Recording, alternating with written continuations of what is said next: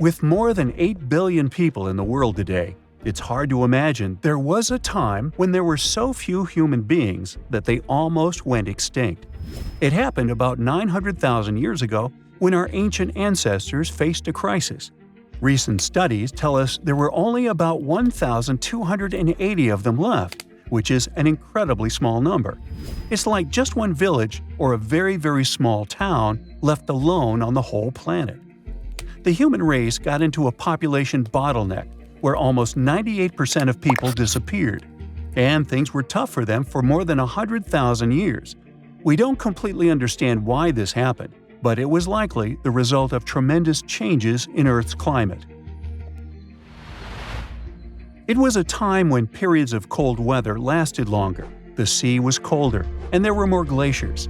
Monsoons were immensely powerful, and yet there was less rain.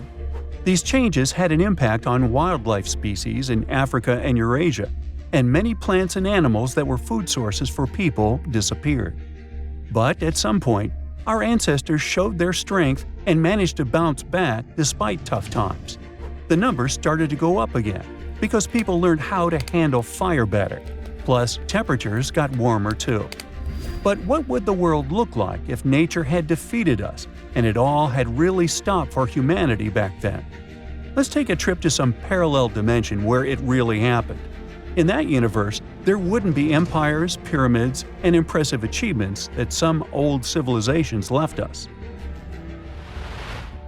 No neighborhoods, cities, your favorite park, or that bench where you like to sit and drink your coffee. No coffee. Ouch, that hurts. No pools, adventure parks, and no rush at the beaches. No creature would be able to go to another continent separated by the ocean. There would be no ships or planes that could carry it. Animals would have to wait for tectonic plates to move again to visit new territories. Wow, you've just realized how incredibly silent the world is. All because nature almost never produces as much noise as humans do. Our buildings are noisy, together with cars, motorcycles, and all other vehicles. If you live somewhere by the airport, you know how much noises planes can make too. And here, no one's phone's ringing. You don't hear music coming from bars or gyms. Wow, look how incredibly blue the sky is. You've never seen a sky like that in your world. The rain and wind scrub the surface of our planet clean, although there's not much work to be done since there's no dust and smog humans produce. I mean, there is dust, but a different kind, one that nature creates. We don't really notice it since we have so many heaters and air conditioning systems that blow air and all that dust around. The only drinking water you see is in lakes and rivers, and lots of different animals get together in these areas. It takes a while to get used to it. Wherever you go, there are wild animals passing by. There are no dogs, cats, or other pets you're used to. There's no electricity either. In case you've brought your phone, take pictures as fast as possible because you won't be able to charge your gadget when it runs out of battery. There's no internet though, so you'll be the only one who will see the photos. It's so weird to see grass so tall and wild. No one mows it, so it's hard to walk, especially considering there are no roads. And you don't have a scythe or any other tool that could help you clear your way, because human civilization hasn't reached that level of progress. Wow, there are plants you've never seen before. Every time a tree drops a seed, something new might grow. And there are no humans to select which plants they like and which they don't. You suddenly feel nostalgic, thinking of carrots, broccoli, potatoes, and all other vegetables people once started growing on their farms. You can hear tons of bugs buzzing around. We usually do everything to get rid of them, and now, without humans, you get to see how annoying they really are. Hey, the sun is going down. Without electric lights, all creatures just follow the rhythm of nature. So, if you're up for a late-night walk, wait for the moon and stars to lighten your path.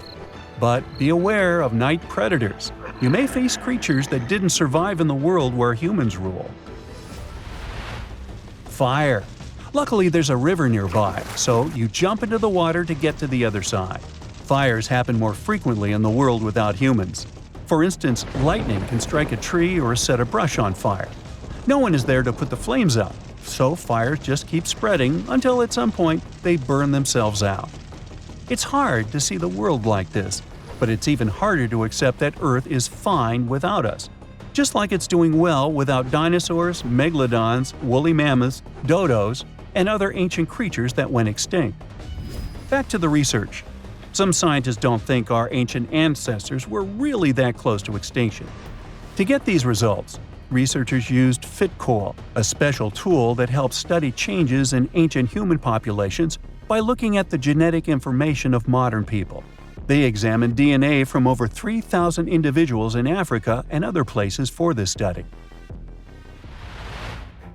Some believe that the actual population numbers might have been bigger. The method used focuses on a small group of breeding individuals and may not exactly represent the whole population.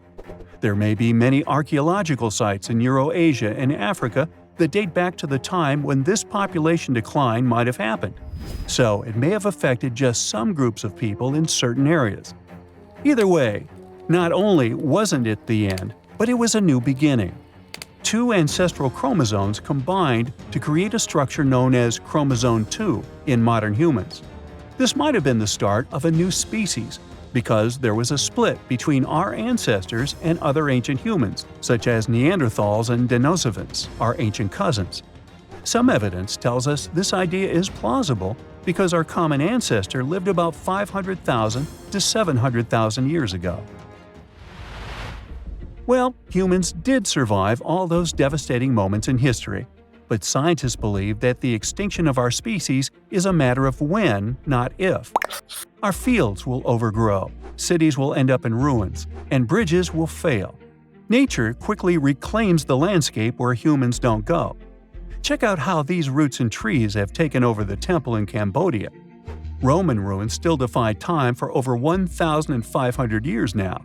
Some of the buildings and things we create in the modern world will do it too. Nature will break everything down at some point, and if humans were to go extinct, who would replace us? It took 200 million years for our kind to evolve from the first mammals. Who can repeat this entire process again? The last common ancestor of chimps and humans lived 8 million years ago. Knowing this, it seems possible that if Homo sapiens went extinct, a new species capable of using technologies would evolve from chimps. But hold on. There's something called the Fermi paradox. Even though there are hundreds of millions of rocky planets that could host life in our galaxy, we don't see any evidence of its existence. Our galaxy is 13.5 billion years old, so you can't say life hasn't had time to develop. One possible explanation is that certain crucial steps in the evolution of intelligent life are so rare they hardly ever happen. So, Earth would get along fine without us. The only ones who would care are us. And right now, we need to care a lot. That's it for today. So hey, if you pacified your curiosity, then give the video a like and share it with your friends. Or if you want more, just click on these videos and stay on the bright side.